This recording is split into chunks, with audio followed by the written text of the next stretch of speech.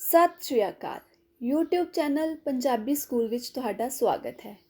ਜਿਵੇਂ ਕਿ ਤੁਹਾਨੂੰ ਪਤਾ ਹੀ ਹੈ ਕਿ CBSE ਨੇ ਆਪਣਾ 9ਵੀਂ ਤੇ 10ਵੀਂ ਜਮਾਤ ਪੰਜਾਬੀ ਭਾਸ਼ਾ ਦਾ ਸਿਲੇਬਸ ਬਦਲ ਦਿੱਤਾ ਹੈ।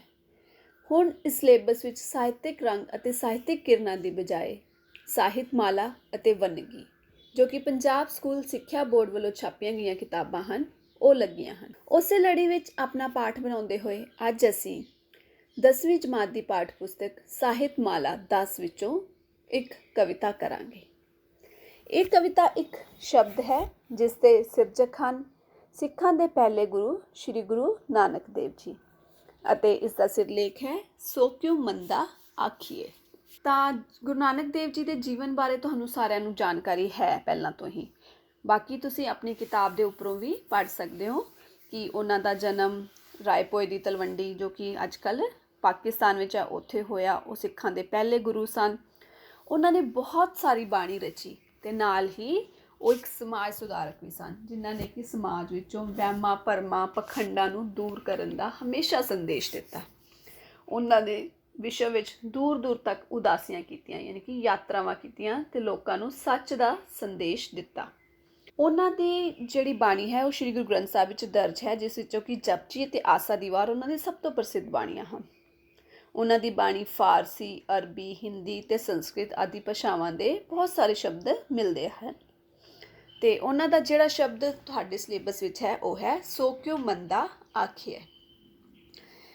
ਸੋ ਕਿਉ ਮੰਦਾ ਆਖੀਏ ਸ਼ਬਦ ਸ਼੍ਰੀ ਗੁਰੂ ਨਾਨਕ ਦੇਵ ਜੀ ਨੇ ਔਰਤ ਦੀ ਮਹਾਨਤਾ ਬਾਰੇ ਲਿਖਿਆ ਹੈ। ਸ਼੍ਰੀ ਗੁਰੂ ਨਾਨਕ ਦੇਵ ਜੀ ਦੇ ਸਮੇਂ ਔਰਤ ਨੂੰ ਬਹੁਤ ਹੀ ਨੀਵਾਂ ਦਰਜਾ ਦਿੱਤਾ ਜਾਂਦਾ ਸੀ। ਔਰਤ ਨੂੰ ਬੁਰਾ ਭਲਾ ਕਿਹਾ ਜਾਂਦਾ ਸੀ ਅਤੇ ਉਸਦੀ ਸਮਾਜ ਵਿੱਚ ਕੋਈ ਓਨੀ ਵਧੀਆ ਥਾਂ ਨਹੀਂ ਸੀ। ਉਸ ਸਮੇਂ ਗੁਰੂ ਨਾਨਕ ਦੇਵ ਜੀ ਨੇ ਔਰਤ ਦੇ ਹੱਕ ਵਿੱਚ ਹਾਂ ਦਾ ਨਾਅਰਾ ਮਾਰਿਆ।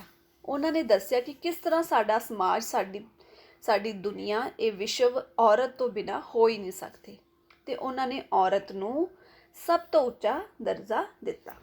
ਆਓ ਆਪਾਂ ਇਸ ਸ਼ਬਦ ਨੂੰ ਪੜ੍ਹਦੇ ਹਾਂ, ਇਸ ਦੇ ਭਾਵ ਅਰਥ ਸਮਝਦੇ ਹਾਂ ਅਤੇ ਦੇਖਦੇ ਹਾਂ ਕਿ ਕਿਸ ਤਰ੍ਹਾਂ ਗੁਰੂ ਨਾਨਕ ਦੇਵ ਜੀ ਨੇ ਔਰਤ ਦੇ ਹੱਕ ਵਿੱਚ ਇਹ ਸ਼ਬਦ ਲਿਖਿਆ। ਇਹ ਸ਼ਬਦ ਸ਼ੁਰੂ ਕਰਨ ਲੱਗੀ ਹਾਂ। ਭੰਡ ਜੰਮੀਏ ਭੰਡ ਨਿੰਮੀਏ ਭੰਡ ਮੰਗਣ ਵਿਆਹ। ਤਾਂ ਗੁਰੂ ਨਾਨਕ ਦੇਵ ਜੀ ਔਰਤ ਲਈ ਭੰਡ ਸ਼ਬਦ ਇੱਥੇ ਯੂਜ਼ ਕਰ ਰਹੇ ਹਨ। ਤਾਂ ਉਹ ਕਹਿੰਦੇ ਨੇ ਕਿ ਜੋ ਮਨੁੱਖ ਹੈ ਉਸ ਦਾ ਜਨਮ ਭੰਡ ਯਾਨੀ ਕਿ ਔਰਤ ਤੋਂ ਹੀ ਹੁੰਦਾ ਹੈ। ਭੰਡ ਜੰਮੀਏ ਭੰਡ ਨਿੰਮੀਏ ਨਿੰਮੀਏ ਮਤਲਬ ਸਰੀਰ ਬਣਨਾ। ਤਾਂ ਮਨੁੱਖ ਦਾ ਜਿਹੜਾ ਸਰੀਰ ਹੈ ਉਹ ਵੀ ਔਰਤ ਦੇ ਅੰਦਰ ਹੀ ਬਣਦਾ ਹੈ। ਭੰਡ ਮੰਗਣ ਵਿਆਹ ਅਤੇ ਔਰਤ ਨਾਲ ਹੀ ਇੱਕ ਮਰਦ ਦਾ ਮੰਗਣਾ ਹੁੰਦਾ ਹੈ ਯਾਨੀ ਕਿ ਕੁੜਮਾਈ ਹੁੰਦੀ ਹੈ, ਉਸ ਦਾ ਵਿਆਹ ਹੁੰਦਾ ਹੈ। ਭੰਡੋ ਹੋਵੇ ਦੋਸਤੀ ਭੰਡੇ ਚੱਲੇ ਰਾਹ। ਔਰਤ ਨਾਲ ਹੀ ਦੋਸਤੀ ਹੁੰਦੀ ਹੈ, ਪਿਆਰ ਪੈਂਦਾ ਹੈ। ਭੰਡੇ ਚੱਲੇ ਰਾਹ, ਚੱਲੇ ਰਾਹ ਮਤਲਬ ਜਿਵੇਂ ਕਹਿੰਦੇ ਨਾ ਖਾਨਦਾਨ ਅੱਗੇ ਤੁਰਨਾ। ਤਾਂ ਸੰਤਾਨ ਦੀ ਉਤਪਤੀ ਦਾ ਰਾਸਤਾ, ਖਾਨਦਾਨ ਦੇ ਅੱਗੇ ਵਧਣ ਦਾ ਰਾਸਤਾ ਉਹ ਵੀ ਔਰਤ ਦੇ ਰਾਹੀਂ ਹੀ ਚੱਲਦਾ ਹੈ। ਭੰਡ ਮੂਆ ਭੰਡ ਪਾਲੀਏ ਭੰਡੇ ਹੋਵੇ ਬਧਾਨ। ਤਾਂ ਜੇ ਕਿਸੇ ਬੰਦੇ ਦੀ ਔਰਤ ਉਸਦੀ ਘਰਵਾਲੀ ਦੀ ਮੌਤ ਹੋ ਜਾਂਦੀ ਹੈ, ਭੰਡ ਮੂਆ ਜੇ ਔਰਤ ਮਰ ਜਾਂਦੀ ਹੈ ਤਾਂ ਭਾਂਡੇ ਪਾਲੀਏ ਤਾਂ ਉਹ ਬੰਦਾ ਕੀ ਚਾਹੁੰਦਾ ਹੈ ਕਿ ਉਸਨੂੰ ਹੋਰ ਇਸਤਰੀ ਮਿਲ ਜਾਵੇ। ਉਹ ਨਵਾਂ ਵਿਆਹ ਕਰਾਉਣ ਦੀ ਕੋਸ਼ਿਸ਼ ਕਰਦਾ ਹੈ, ਹੋਰ ਇਸਤਰੀ ਆਪਣੇ ਜੀਵਨ ਵਿੱਚ ਲਿਆਉਣ ਦੀ ਕੋਸ਼ਿਸ਼ ਕਰਦਾ ਹੈ। ਭੰਡੇ ਹੋਵੇ ਬੰਧਾਨ, ਬੰਧਾਨ ਮਤਲਬ ਸਬੰਧ ਰਿਸ਼ਤੇਦਾਰੀਆਂ ਸਭ ਔਰਤ ਨਾਲ ਹੀ ਬਣਦੀਆਂ ਨੇ। ਜੇ ਔਰਤ ਨਾ ਹੋਵੇ ਤਾਂ ਕੋਈ ਨਵੀਆਂ ਰਿਸ਼ਤੇਦਾਰੀਆਂ ਕੋਈ ਨਵੇਂ ਸਬੰਧ ਨਹੀਂ ਬਣ ਸਕਦੇ। ਸੋ ਕਿਉ ਮੰਦਾ ਆਖੀਏ ਚਿਤ ਜੰਮੇ ਰਾਜਾਨ। ਤਾਂ ਗੁਰੂ ਨਾਨਕ ਦੇਵ ਜੀ ਕਹਿੰਦੇ ਨੇ ਕਿ ਇਸ ਦੁਨੀਆ 'ਤੇ ਜਿਹੜੇ ਵੱਡੇ ਵੱਡੇ ਰਾਜੇ ਹੋਏ ਨੇ, ਜਿਹੜੇ ਬਹੁਤ ਮਹਾਨ ਮੰਨੇ ਜਾਂਦੇ ਨੇ, ਉਹਨਾਂ ਨੂੰ ਵੀ ਕਿਸੇ ਨਾ ਕਿਸੇ ਔਰਤ ਨੇ ਹੀ ਜਨਮ ਦਿੱਤਾ ਹੈ। ਤਾਂ ਵੱਡੇ ਰਾਜਿਆਂ ਨੂੰ ਜਨਮ ਦੇਣ ਵਾਲੀ ਔਰਤ ਨੂੰ ਮੰਦਾ ਕਿਉਂ ਕਹੀਏ। ਭੰਡੋ ਹੀ ਭੰਡ ਉਪਜੇ ਭੰਡੇ ਬਾਜ ਨਾ ਕੋਏ। ਤਾਂ ਉਸ ਤੋਂ ਬਾਅਦ ਕਹਿੰਦੇ ਕਿ ਇੱਕ ਔਰਤ ਦਾ ਜਨਮ ਵੀ ਇੱਕ ਔਰਤ ਤੋਂ ਹੀ ਹੁੰਦਾ ਹੈ ਅਤੇ ਔਰਤ ਤੋਂ ਬਿਨਾਂ ਇਸ ਦੁਨੀਆ ਉੱਤੇ ਕੋਈ ਵੀ ਮਨੁੱਖ ਨਹੀਂ ਹੋ ਸਕਦਾ। ਭੰਡੇ ਬਾਂਝ ਦਾ ਕੋਏ, ਔਰਤ ਬਿਨਾਂ ਕੋਈ ਵੀ ਮਨੁੱਖ ਨਹੀਂ ਹੋ ਸਕਦਾ। ਨਾਨਕ ਭੰਡੇ ਬਾਹਰਾ ਇੱਕੋ ਸੱਚਾ ਸੋਏ। ਸਿਰਫ ਇੱਕ ਹੀ ਹੈ ਜੋ ਇਸ ਔਰਤ ਤੋਂ ਬਾਹਰ ਹੈ, ਜਿਹੜਾ ਕਿ ਔਰਤ ਤੋਂ ਨਹੀਂ ਜਨਮ ਹੁੰਦਾ, ਜਿਸ ਦਾ ਉਹ ਹੈ ਸੱਚਾ ਪਰਮਾਤਮਾ। ਤਾਂ ਪਰਮਾਤਮਾ ਤੋਂ ਇਲਾਵਾ ਇਸ ਦੁਨੀਆ ਦਾ ਹਰ ਮਨੁੱਖ ਜਿਹੜਾ ਉਹ ਔਰਤ ਤੋਂ ਹੀ ਜਨਮ ਲੈਂਦਾ ਹੈ। ਤੇ ਇੱਥੋਂ ਤੱਕ ਕਿ ਜਾਨਵਰਾਂ ਵਿੱਚ ਵੀ ਹਰ ਜਾਨਵਰ, ਹਰ ਜੀਵ ਉਹ ਆਪਣੇ ਆਪਣੇ ਜਾਤੀ ਦੀ ਫੀਮੇਲ ਜੋ ਹੈ ਉਸ ਤੋਂ ਹੀ ਜਨਮ ਲੈਂਦਾ ਹੈ। ਜਿਤ ਮੁਖ ਸਦਾ ਸਲਾਈਏ ਭਾਗਾਂ ਰੱਤੀ ਚਾਰ, ਨਾਨਕ ਤੇ ਮੁਖ ਉਜਲੇ ਤਿਤ ਸੱਚੇ ਦਰਬਾਰ। ਤਾਂ ਗੁਰੂ ਨਾਨਕ ਦੇਵ ਜੀ ਦੇ ਬਾਕੀ ਸ਼ਬਦਾਂ ਦੇ ਤਰ੍ਹਾਂ ਹੀ, ਜਿਨ੍ਹਾਂ ਵਿੱਚ ਕਿ ਹਮੇਸ਼ਾ ਉਹ ਕੋਈ ਨਾ ਕੋਈ ਸਮਾਜਿਕ ਸੰਦੇਸ਼ ਦਿੰਦੇ ਨੇ, ਪਰ ਆਖਰੀ ਸਤਰਾਂ ਵਿੱਚ ਹਮੇਸ਼ਾ ਉਹਨਾਂ ਦੇ ਸ਼ਬਦ ਵਿੱਚ ਸਿਰਫ ਪਰਮਾਤਮਾ ਦੀ ਗੱਲ ਹੋ ਰਹੀ ਹੁੰਦੀ ਹੈ। ਤਾਂ ਇਸੇ ਤਰ੍ਹਾਂ ਇਸ ਸ਼ਬਦ ਵਿੱਚ ਵੀ ਉਹਨਾਂ ਨੇ ਪਹਿਲਾਂ ਔਰਤ ਦੇ ਹੱਕ ਵਿੱਚ ਨਾਰਾ ਮਾਰਿਆ ਅਤੇ ਆਖਰੀ ਦੋ ਜੋ ਸਤਰਾਂ ਨੇ ਉਹ ਫਿਰ ਪਰਮਾਤਮਾ ਦੇ ਨਾਲ ਹੀ ਜੁੜੀਆਂ ਹੋਈਆਂ ਨੇ।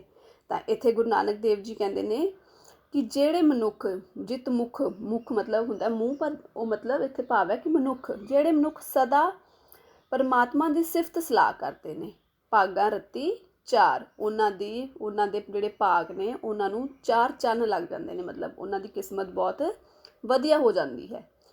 ਅਤੇ ਨਾਨਕ ਤੇ ਮੁਖ ਉਜਲੇ ਤਿਤ ਸੱਚੇ ਦਰਬਾਰ। ਅਤੇ ਜਿਹੜੇ ਇਸ ਤਰ੍ਹਾਂ ਦੇ ਮਨੁੱਖ ਹੁੰਦੇ ਨੇ ਜਿਹੜੇ ਕਿ ਹਮੇਸ਼ਾ ਉਸ ਪਰਮਾਤਮਾ ਨੂੰ ਯਾਦ ਕਰਦੇ ਨੇ, ਉਸਦੀ ਸਿਫਤ ਸਲਾਹ ਕਰਦੇ ਨੇ, ਅਜਿਹੇ ਮਨੁੱਖ ਪਰਮਾਤਮਾ ਦੇ ਦਰਬਾਰ ਵਿੱਚ ਹਮੇਸ਼ਾ ਚੰਗਾ ਦਰਜਾ ਪਾਉਂਦੇ ਨੇ, ਉਸਦੇ ਦਰਬਾਰ ਵਿੱਚ ਹਮੇਸ਼ਾ ਵਧੀਆ ਲੱਗਦੇ ਨੇ, ਸੁੰਦਰ ਲੱਗਦੇ ਹਨ। ਤਾਂ ਔਰਤ ਦੇ ਹੱਕ ਵਿੱਚ ਕਵਿਤਾ ਜੋ ਗੁਰੂ ਨਾਨਕ ਦੇਵ ਜੀ ਨੇ ਲਿਖੀ, ਸ਼ਬਦ ਲਿਖਿਆ, ਤਾਂ ਉਸਦੇ ਆਖਰੀ ਦੋ ਸਤਰਾਂ ਵਿੱਚ ਗੁਰੂ ਨਾਨਕ ਦੇਵ ਜੀ ਨੇ ਪਰਮਾਤਮਾ ਦੀ ਸਿਫਤ ਸਲਾਹ ਕਰਨ, ਪਰਮਾਤਮਾ ਦੀ ਬੰਦਗੀ ਕਰਨ, ਪਰਮਾਤਮਾ ਦਾ ਨਾਮ ਜਪਣ ਦਾ ਸੰਦੇਸ਼ ਵੀ ਦਿੱਤਾ ਹੈ। ਤਾਂ ਇਹ ਹੈ ਤੁਹਾਡਾ ਸ਼ਬਦ ਸੋ ਕਿਉ ਮੰਦਾ ਆਖੀਏ। ਹੁਣ ਆਪਾਂ ਇਸ ਦਾ ਪਾਠ ਅਭਿਆਸ ਦੇਖਦੇ ਹਾਂ। ਪਾਠ ਅਭਿਆਸ ਵਿੱਚ ਇਸ ਸ਼ਬਦ ਨਾਲ ਸੰਬੰਧਿਤ ਕੇਵਲ ਦੋ ਪ੍ਰਸ਼ਨ ਦਿੱਤੇ ਗਏ ਹਨ, ਜਿਸ ਵਿੱਚ ਪਹਿਲਾ ਹੈ ਸੋ ਕਿਉ ਮੰਦਾ ਆਖੀਏ ਸ਼ਬਦ ਦਾ ਕੇਂਦਰੀ ਭਾਵ ਲਿਖੋ। ਤੁਸੀਂ ਇਸ ਦਾ ਕੇਂਦਰੀ ਭਾਵ ਆਪਣੇ ਸ਼ਬਦਾਂ ਵਿੱਚ ਆਪ ਵੀ ਲਿਖ ਸਕਦੇ ਹੋ, ਕਿਉਂਕਿ ਹੁਣ ਤੱਕ ਤੁਹਾਨੂੰ ਇਹ ਸ਼ਬਦ ਸਮਝ ਆ ਗਿਆ ਹੈ। ਫਿਰ ਵੀ ਮੈਂ ਤੁਹਾਨੂੰ ਦੱਸਦੀ ਹਾਂ। ਸੋ ਕਿਉ ਮੰਦਾ ਆਖੀਏ ਸ਼ਬਦ ਵਿੱਚ ਗੁਰੂ ਨਾਨਕ ਦੇਵ ਜੀ ਕਹਿੰਦੇ ਹਨ ਕਿ ਮਨੁੱਖਾ ਜੀਵਨ ਦਾ ਜਨਮ ਤੋਂ ਮਰਨ ਤੱਕ ਹਰ ਪੜਾਅ ਇਸਤਰੀ ਨਾਲ ਜੁੜਿਆ ਹੋਇਆ ਹੈ। ਇਸਤਰੀ ਰਾਜਿਆਂ ਨੂੰ ਜਨਮ ਦਿੰਦੀ ਹੈ ਅਤੇ ਇਸਤਰੀ ਤੋਂ ਬਾਹਰ ਕੋਈ ਵੀ ਮਨੁੱਖ ਨਹੀਂ ਹੈ। ਕੇਵਲ ਪਰਮਾਤਮਾ ਹੀ ਇਸਤਰੀ ਤੋਂ ਬਾਹਰ ਹੈ। ਇਸ ਕਰਕੇ ਇਸਤਰੀ ਨੂੰ ਮੰਦਾ ਨਹੀਂ ਕਹਿਣਾ ਚਾਹੀਦਾ। ਇਹ ਹੈ ਇਸ ਕਵਿਤਾ ਦਾ ਕੇਂਦਰੀ ਭਾਵ। ਇਸ ਵਿੱਚ ਜੋ ਦੂਜਾ ਸ਼ਬਦ ਹੈ, ਦੂਜਾ ਪ੍ਰਸ਼ਨ ਹੈ, ਉਹ ਹੈ ਸੋ ਕਿਉ ਮੰਦਾ ਆਖੀਏ ਸ਼ਬਦ ਵਿੱਚ ਇਸਤਰੀ ਦੀ ਮਹਾਨਤਾ ਦੱਸੀ ਗਈ ਹੈ, ਸੰਖੇਪ ਵਿੱਚ ਵਰਣਨ ਕਰੋ। ਤਾਂ ਇਸ ਵਿੱਚ ਤੁਸੀਂ ਇਸ ਕਵਿਤਾ ਦਾ ਕੇਂਦਰੀ ਭਾਵ ਵੀ ਦੁਬਾਰਾ ਤੋਂ ਲਿਖ ਸਕਦੇ ਹੋ, ਅਤੇ ਉਸ ਤੋਂ ਇਲਾਵਾ ਤੁਸੀਂ ਇਸ ਵਿੱਚ ਇਸ ਸ਼ਬਦ ਦਾ ਸਾਰ ਜਿਹੜਾ ਆਖਰੀ ਦੋ ਸਤਰਾਂ ਨੂੰ ਛੱਡ ਕੇ ਉਹ ਵੀ ਲਿਖ ਸਕਦੇ ਹੋ। ਇਹ ਜਿਸ ਵਿੱਚ ਤੁਸੀਂ ਲਿਖ ਸਕਦੇ ਹੋ ਕਿ ਇਸ ਬਾਣੀ ਵਿੱਚ ਗੁਰੂ ਨਾਨਕ ਦੇਵ ਜੀ ਨੇ ਦੱਸਿਆ ਹੈ ਕਿ ਇਸਤਰੀ ਹੀ ਮਨੁੱਖੀ ਜੀਵਨ ਦੀ ਹੋਂਦ ਦਾ ਆਧਾਰ ਹੈ। ਕੇਵਲ ਉਹ ਪਰਮਾਤਮਾ ਹੈ ਜੋ ਇਸਤਰੀ ਦੀ ਕੁੱਖੋਂ ਜਨਮ ਨਹੀਂ ਲੈਂਦਾ। ਇਸਤਰੀ ਨਾਲ ਹੀ ਸਮੁੱਚਾ ਜੀਵਨ ਅਤੇ ਰਿਸ਼ਤੇਦਾਰੀਆਂ ਚੱਲਦੀਆਂ ਹਨ। ਤਾਂ ਗੁਰੂ ਨਾਨਕ ਦੇਵ ਜੀ ਇਸਤਰੀ ਨੂੰ ਮਾੜਾ ਕਹਿਣ ਵਾਲਿਆਂ ਦਾ ਵਿਰੋਧ ਕਰਦੇ ਹਨ। ਇਸ ਤੋਂ ਇਲਾਵਾ ਤੁਹਾਨੂੰ ਘੁੰਮ ਫਿਰ ਕੇ ਕੋਈ ਵੀ ਪ੍ਰਸ਼ਨ ਆਵੇ ਤਾਂ ਇਹ ਕੇਂਦਰੀ ਭਾਵ ਅਤੇ ਜੋ ਕਵਿਤਾ ਦਾ ਸਾਰ ਹੈ ਉਹ ਹਰ ਪ੍ਰਸ਼ਨ ਦੇ ਉੱਤਰ ਵਿੱਚ ਤੁਹਾਡਾ ਫਿੱਟ ਬੈਠ ਜਾਣਾ ਹੈ। ਕੁਝ ਛੋਟੇ ਪ੍ਰਸ਼ਨ ਅਸੀਂ ਡਿਸਕਸ ਕਰ ਲੈਂਦੇ ਹਾਂ, ਜਿਵੇਂ ਕਿ ਰਾਜਿਆਂ ਨੂੰ ਜਨਮ ਕੌਣ ਦਿੰਦੀ ਹੈ, ਤਾਂ ਇਸ ਦਾ ਉੱਤਰ ਆਏਗਾ ਔਰਤ ਜਾਂ ਇਸਤਰੀ। ਸੰਸਾਰ ਦੀ ਉਤਪੱਤੀ ਦਾ ਰਾਹ ਕਿਸ ਰਾਹੀਂ ਚੱਲਦਾ ਹੈ, ਔਰਤ ਰਾਹੀਂ। ਸਮੁੱਚੇ ਸੰਸਾਰ ਵਿੱਚ ਔਰਤ ਦਾ ਦਰਜਾ ਕਿਹੋ ਜਿਹਾ ਹੈ, ਉੱਚਾ। ਇਸਤਰੀ ਨੂੰ ਜਨਮ ਦੇਣ ਵਾਲੀ ਕੌਣ ਹੁੰਦੀ ਹੈ, ਇਸਤਰੀ। ਅਤੇ ਗੁਰੂ ਨਾਨਕ ਦੇਵ ਜੀ ਅਨੁਸਾਰ ਕਿ ਇਸਤਰੀ ਦੀ ਨਿੰਦਿਆ ਕਰਨੀ ਠੀਕ ਹੈ, ਨਹੀਂ। ਇਸ ਸ਼ਬਦ ਦਾ ਰਚਨਾਕਾਰ ਕੌਣ ਹੈ, ਸ਼੍ਰੀ ਗੁਰੂ ਨਾਨਕ ਦੇਵ ਜੀ। ਤਾਂ ਜੇ ਤੁਸੀਂ ਇਸ ਸ਼ਬਦ ਦੀ ਐਕਸਪਲੇਨੇਸ਼ਨ, ਇਸ ਦੀ ਵਿਆਖਿਆ ਚੰਗੀ ਤਰ੍ਹਾਂ ਸੁਣ ਲਈ ਤਾਂ ਮੈਨੂੰ ਨਹੀਂ ਲੱਗਦਾ ਕੋਈ ਪ੍ਰਸ਼ਨ ਅਲੱਗ ਤੋਂ ਯਾਦ ਕਰਨ ਦੀ ਜ਼ਰੂਰਤ ਹੈ। ਤੁਹਾਡਾ ਸਾਰਾ ਕੁਝ ਕਵਰ ਹੋ ਜਾਣਾ ਹੈ। ਤੁਹਾਨੂੰ ਵਿੱਚੋਂ ਕੋਈ ਵੀ ਪ੍ਰਸ਼ਨ ਆ ਜਾਵੇ, ਜੇ ਤੁਹਾਨੂੰ ਸ਼ਬਦ ਦਾ ਅਰਥ ਪਤਾ ਹੈ ਤਾਂ ਤੁਸੀਂ ਹਰ ਪ੍ਰਸ਼ਨ ਦਾ ਉੱਤਰ ਲਿਖ ਸਕਦੇ ਹੋ। ਤਾਂ ਸਭ ਤੋਂ ਜ਼ਰੂਰੀ ਹੈ ਸ਼ਬਦ ਨੂੰ ਸਮਝਣਾ, ਉਸ ਦੀ ਵਿਆਖਿਆ ਨੂੰ ਸਮਝਣਾ। ਉਸ ਤੋਂ ਬਾਅਦ ਇੱਕ ਵੀ ਪ੍ਰਸ਼ਨ ਤੁਹਾਨੂੰ ਯਾਦ ਕਰਨ ਦੀ ਜਾਂ ਰੱਟਾ ਮਾਰਨ ਦੀ ਜ਼ਰੂਰਤ ਨਹੀਂ ਰਹੇਗੀ। ਇਹ ਸੀ ਤੁਹਾਡਾ ਪਾਠ ਸੋ ਕਿਉ ਮੰਦਾ ਆਖੀਏ। ਤੁਹਾਡਾ ਅਗਲਾ ਪਾਠ ਲੈ ਕੇ ਬਹੁਤ ਜਲਦੀ ਫਿਰ ਤੋਂ ਹਾਜ਼ਰ ਹੋਵਾਂਗੇ। ਉਦੋਂ ਤੱਕ ਦਿਓ ਇਜਾਜ਼ਤ। ਧੰਨਵਾਦ।